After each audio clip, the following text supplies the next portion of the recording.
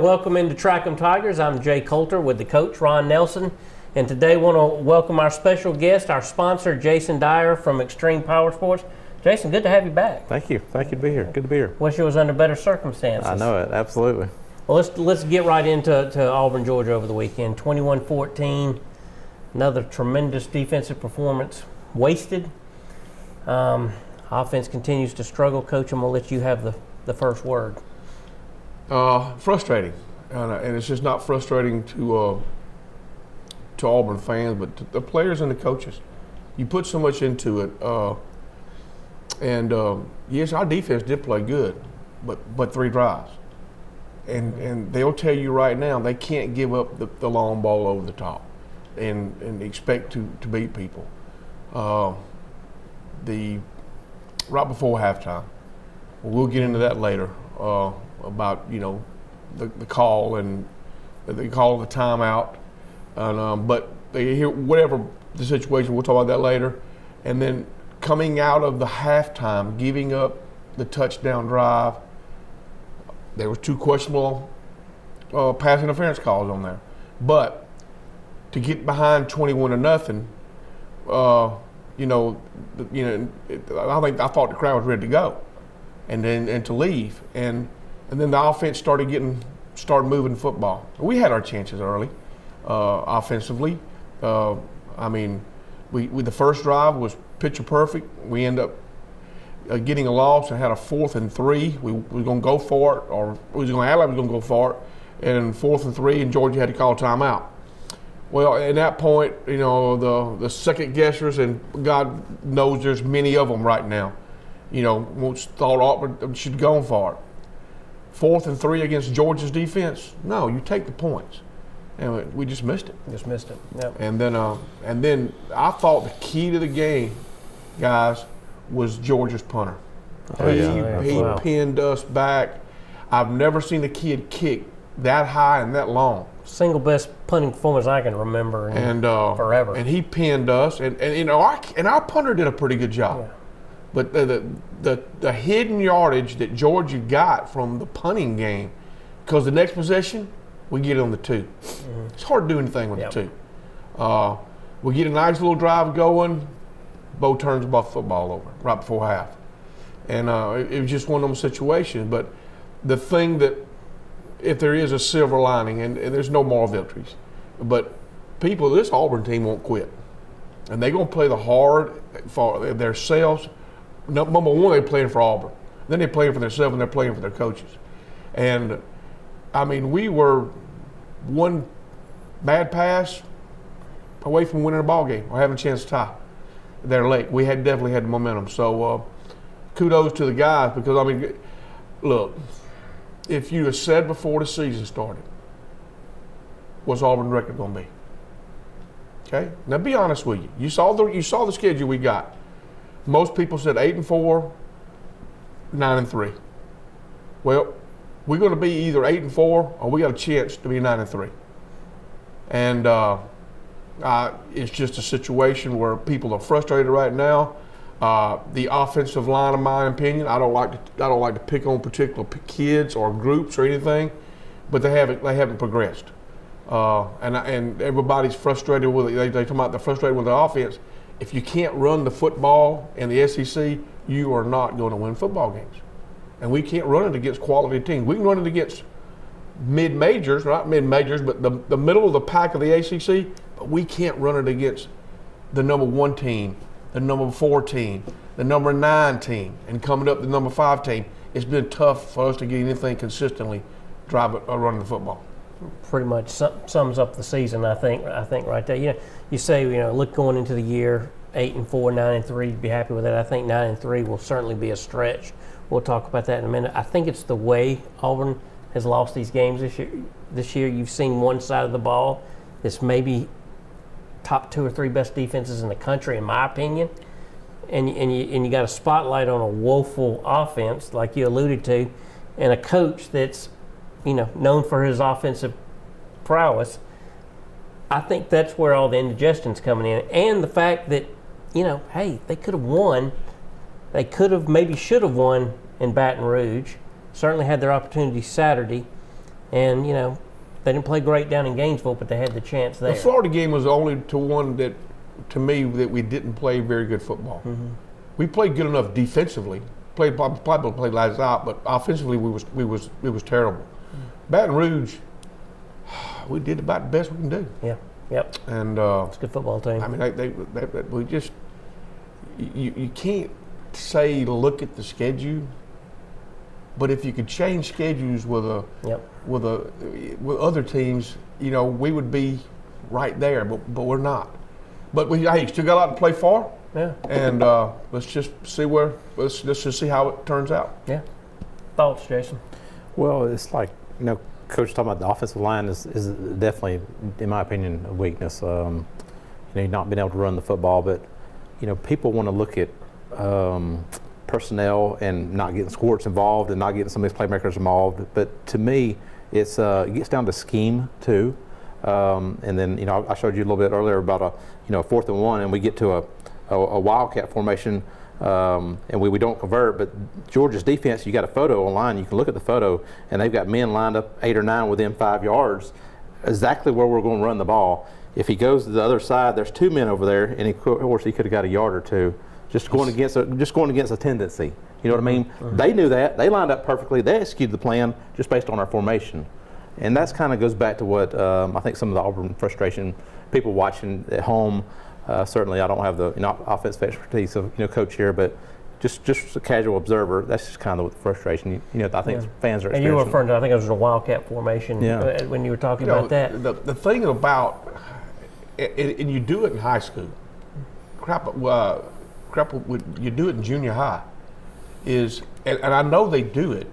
When you go up to the line of scrimmage, it's one of those situations where you call in direction at the line. You find out where it's soft, and you go there. And I don't know if Booby made the right call or if we just told him, run it no matter what. But you're right, Jason. We run it the other way. Right. Easy first down, Absolutely. But we might walk in the end zone. It's first down. Which is a question I want to ask you, Coach. That was obviously in a wildcat, but you've got these RPOs, these run play options. From what I'm hearing, he's given Nix a lot of leadway as a freshman to go to the line and make those choices. Is that the best way? I know that's what a lot of schools are doing, but are you just taking your lumps with a freshman when you're allowing him to go to the line and make those decisions?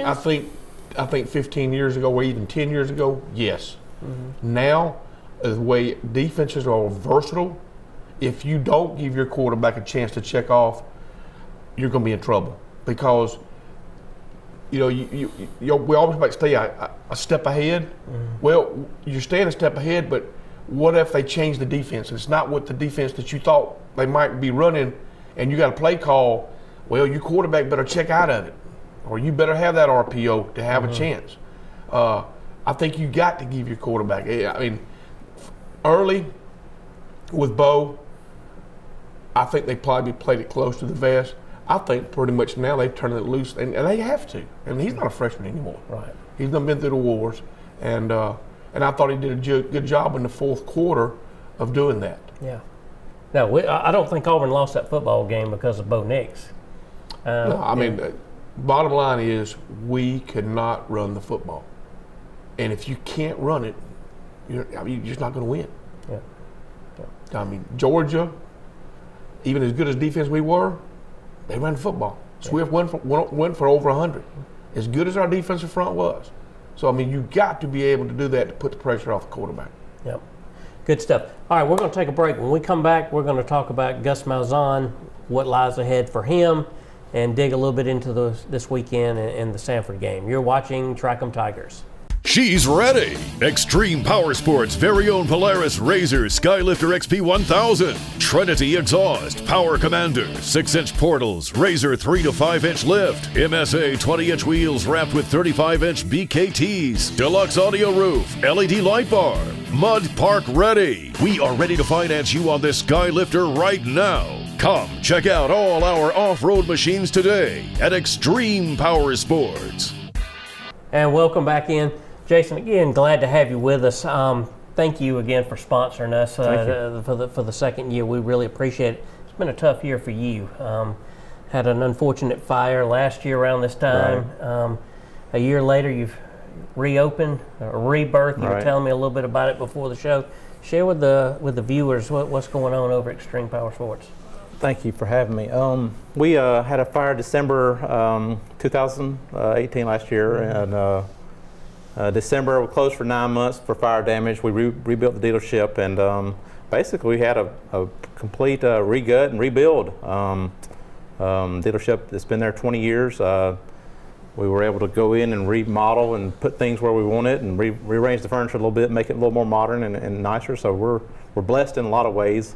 God bless you in many ways, and sometimes you don't realize why you're going through it, but we're very blessed, and got to open back up October 1st and get going, and it's really exciting to get back going, and you don't really miss it until it's gone sometimes. Yeah. But good to be back open, excited to be back open, and hope everybody come see us. Well, the community's lucky to have an operation like that. You're the only one of its type in town, so a lot of people depend on you. So I know they're Thank you. glad to have you back open. Well, thank you. All right, let's talk a little bit before we get into Sanford, and we're going to talk a little bit about Alabama too. But let's talk about Gus Malzahn.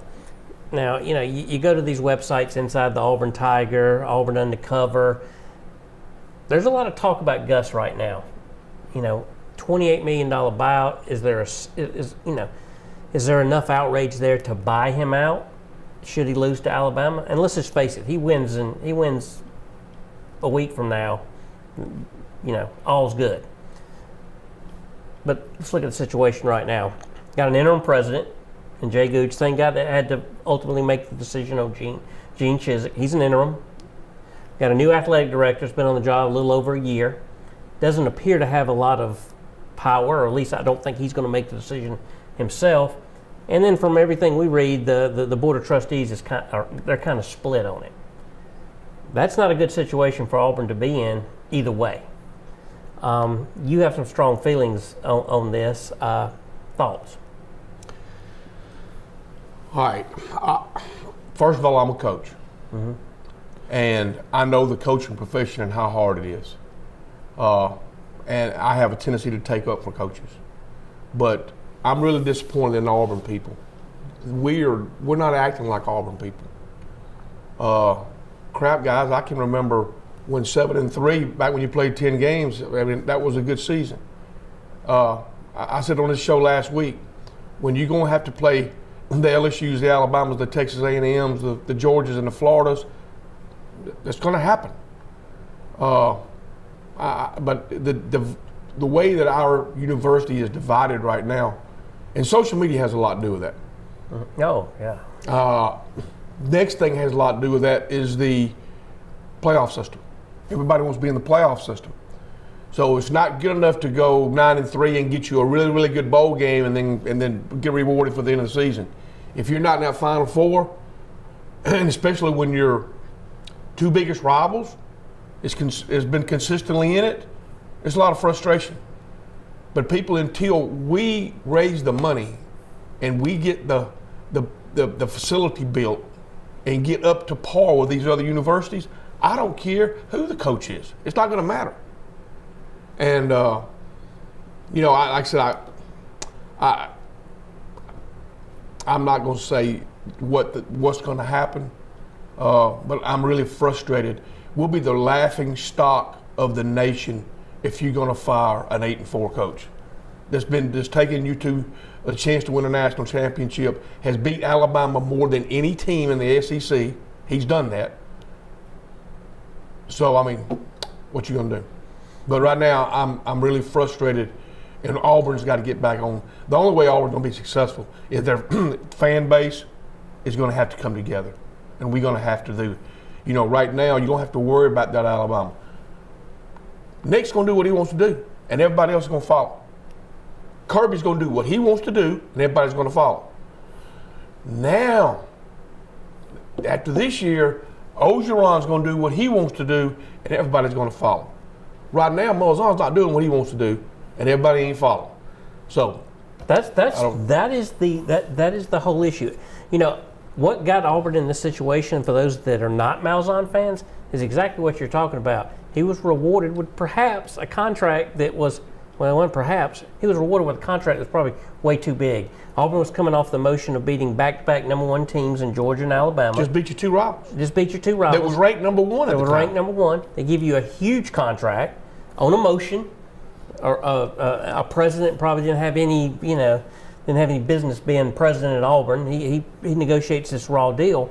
Well, now here we are 2 years later. On the flip side, to your point, you don't necessarily want to react with emotion either and make a change because they've lost 3 close games. But that's kind of where we are. I think more than anything for Auburn right now, it's not where we're going next year. It's where Auburn's looking to go 4 or 5 years ahead. And you're right. I mean, Chris Childers on the radio, he said Auburn football is the most interesting team in America because of where they sit and how they sit. Because you've got Alabama doing their thing, you got Georgia doing their thing, and you got Auburn right here. And we're right in the middle of it. Mm-hmm. And so, everything's very sensitive. And when you lose like you lose this year, even though it was close, people start this rumbling, but you cannot make a decision based on 3 or 4 games this year. You got to look ahead. And I think the problem with Auburn right now is, and you hit on it, people are not on the same page. We got a president that he could care less about athletics. He's an interim. He could care less. We got a board of trustees who, they're the ones that negotiated this contract, so we're going to really trust them to come out and go hire somebody better. They're the ones that signed this raw deal 2 years ago. And then you got Malzahn sitting there that you alluded to. He doesn't really get to do what he wants to do. He's not running his program the way, So I tend to agree with you. I think it's a bad situation. I don't think he goes anywhere. Thoughts? I mean, I've kind of gone back and forth on this, and I thought before, at the end of the season last year that he would probably have to win about 9 games to clear the smoke this year. And the buyout, from what I'm hearing, this time next year isn't about $5 or $6 million more. In other words, if you're in the same situation next year, yes, $5 or $6 million is a lot of money, in addition to the money that he's owed to buy out. But that is a huge amount of money to me. But for the Auburn and the university and all, I presume there are people out there that's got that kind of money to stroke that kind of check, but it's just overwhelming to me. You know what's amazing to me? If you were at the game, they brought the couple out on the field that made the $10 million donation. It was the largest donation to Auburn athletics in its history, $10 million. And we're talking about 30 stroking almost $30 million. Right. $13 million of which would be due within 30 days of his termination. It's unbelievable. So, it's crazy. The facility we're trying to get built, we got that $10 million donated to that facility. Yeah. And we're still like 20 to 30,000, million short. They're still trying to fundraise. You finna just give that away? Yeah. I mean, what does that do to the facility? What do you? I know Auburn's got reserves, but to me, I think this is the key point. The reason that Chad Morris got fired at Arkansas is the players was not playing for him. Mm-hmm. Okay, as far as Taggart at Florida State, it was I can't say that word, but it was just total mess. And Chizik, when Chizik left too, same thing. And it's the same thing. The players had quit. Yeah, I don't see that. No. If you lost the locker room, you got to make a change. Yeah. I don't see with that we've lost the locker room. I know a lot of people saying, well, you just take it up because you're a coach, you take it up for a coach. But I'm trying to look at this thing, with not rose-colored glasses. And, everybody wants change. But is the grass always greener on the other side? Yeah. So. Age-old question, who do you get? Nobody has an answer to that. The thing about it right now, who are you going to get? Who wants to come in between Kirby, between Nick, right in the middle of them like you just talked about, and where, look, 3 ain't good enough. It's going to be tough to make that sale. And people think, oh, you're Auburn, you're going to get this. No, you're not. And I don't know, but the one thing that is that the Auburn people have got to come together. If we don't pull together, I don't care if Nick Saban leaves Alabama and comes to Auburn, we're not going to win.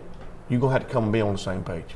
I think that sums it up. All right, we're going to take a break. When we come back, we're going to get back to the football field and talk about Samford a little bit on Saturday and look ahead to Alabama and the Iron Bowl. You're watching Track 'em Tigers.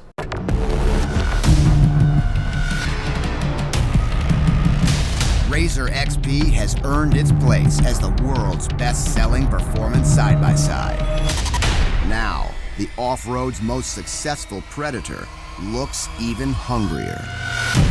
For 2019, Razor XPs are cut more aggressively. The chiseled muscular style, premium digital instruments, and wicked LED accents all hint at the heart of the animal within. Choose a Ride Command edition with off-road worthy touchscreen that puts total control at your fingertips. Or grab a Dynamics edition and discover the terrain-dominating power of smart suspension. Extreme performance has never looked so good. Build your XP at PolarisRazor.com. And welcome back into Track 'em Tigers. Guys, let's get back on the field. Auburn welcoming Samford this Saturday, noon kickoff, SEC Network. Let's don't sugarcoat it. Auburn's a 7-touchdown favorite. I think you said on the break, not sure Auburn can score 7 touchdowns, but we'll see. But either way, not expected to be much of a test. And for those of you out there who are thinking this could be a Jacksonville State situation, there's no comparison. Jacksonville State had some 5-star transfers and everything else when they almost beat us a few years ago. If Auburn struggles against Samford, we got bigger problems than we realize. Well, if that happens, then all we just talked about the last segment, you can throw it out the door. Yeah. So, what do you work on this week? You got, it's a glorified scrimmage. You go out there, you got to get that offensive line better. But let me ask you, you talked about it. At this point, this is game 11. What do you work on if you're the offensive line? I mean, at this point, can they get any better? I mean, what do you do when you've been so bad for 11 games? I had an old coach tell me one time, and talking about getting towards the end of the season and getting into the playoffs, that if you don't know how to block or tackle now, you're not going to learn it overnight.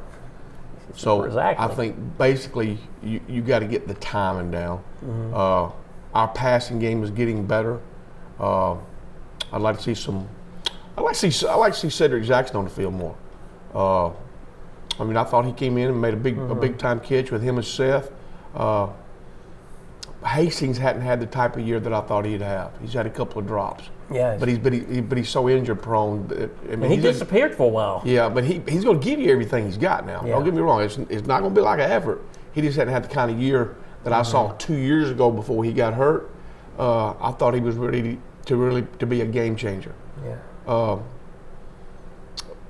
I mean, you still work on you still got to work on your timing as an offensive lineman, especially with a zone, because it's combination blocking and getting that right. But as far as going out there beating heads, you can't do that now. And you just got to, basically work on yourself. It's hard to. Thank God we all play Samford, and Samford could beat us. I mean anybody on any given day. I've seen it happen before, but you just got to prepare yourself and get your own self better. And right now, I don't think we're preparing for Alabama. You just don't do that. That was my next question. You don't prepare? No. I know the analysts are, and I know you got coaches but you don't. There might be a couple of sets that Alabama does that you haven't seen. That means you might introduce. If you did, you're going to do it. You probably would have done that Tuesday. But this late in the week, it's just going to be on Samford. And then, trust me, the game plan's has already been established, offensively and defensively, what you want to do against Alabama. But we just got to go against Samford and take care of business. And because if you go out there and just lollygag around, anything can happen. I've seen straighter things happen. Yeah. What would you like to see out of Saturday? Well, I think Coach mentioned a good point about being good at blocking and tackling. At this point in the season, you've got to be good at that. But I think that Auburn needs to get better at the things that they do. And like I said, no matter who it's against, because they're looking at this game and certainly they want to perform at this game, but they're looking at a week down the road too, and they're looking at an opportunity to play an Alabama team with a defense that they feel like for the first time in I don't know how long they've got an opportunity to exploit and to score some points. And so they've got to get better this week so that they can go to next week. And so I just think that you'll see an Auburn team that'll come out well focused and well prepared, and hopefully give them some confidence going into next week. Yeah, Auburn they've started spinning this week. Coach Malzahn was spinning it on Tuesday. Looking ahead, 10 wins, still an opportunity. They got a lot to play for. Like you said, 8-4.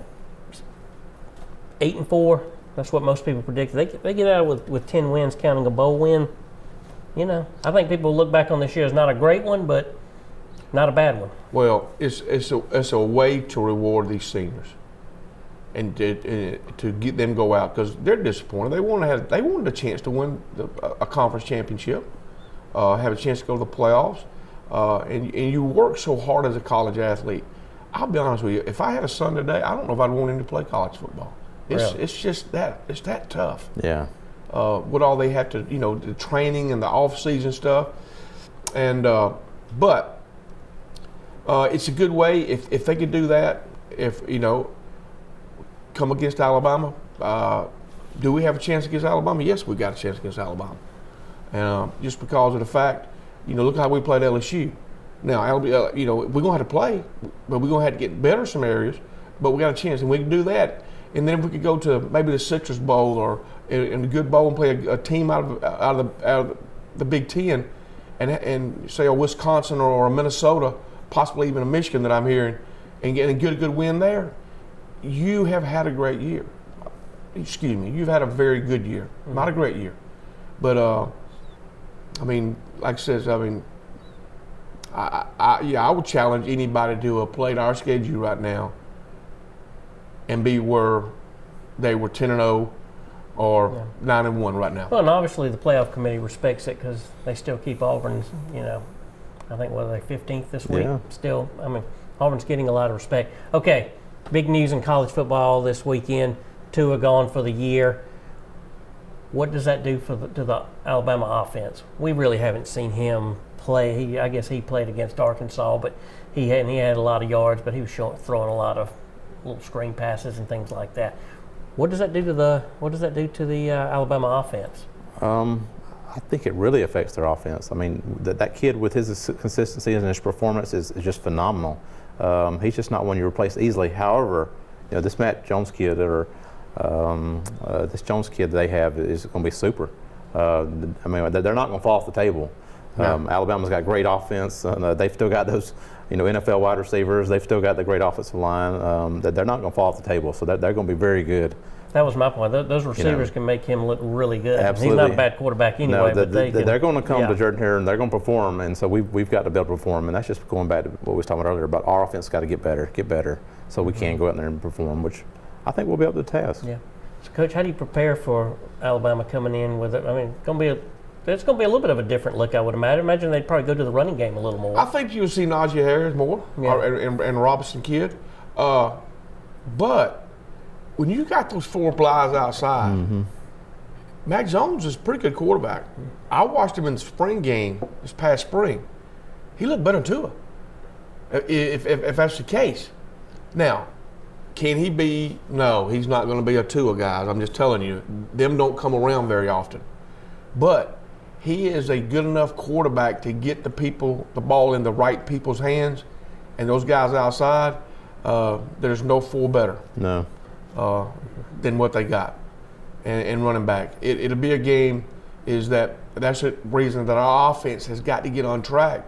We're going to have to score because they're going to score some points. Oh yeah. Even though we play pretty good defense, they're going to score some points. But what we do is they've given up some points. We're going to have to match them for a while until something takes over. Yeah, not a great defense by Alabama standards this year. I don't think there's any question about that. But not a bad defense. No, it's just the way offenses these days. We got tickled. We said we thought a low-scoring game between Georgia and Auburn. We said 27-24. If 10 years ago that had been a high score. Yeah. And it's just the way you're playing the spread and the passing game, and you're basically putting athletes in open spaces.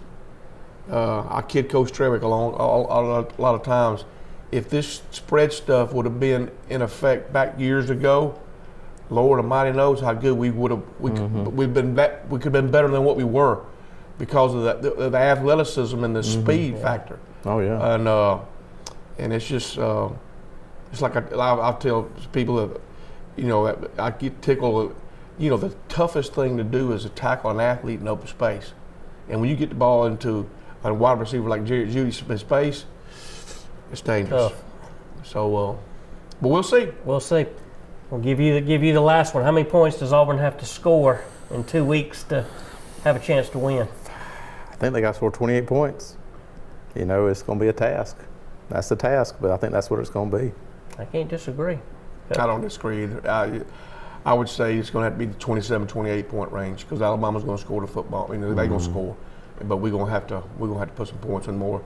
So, like I said, it's just going to be.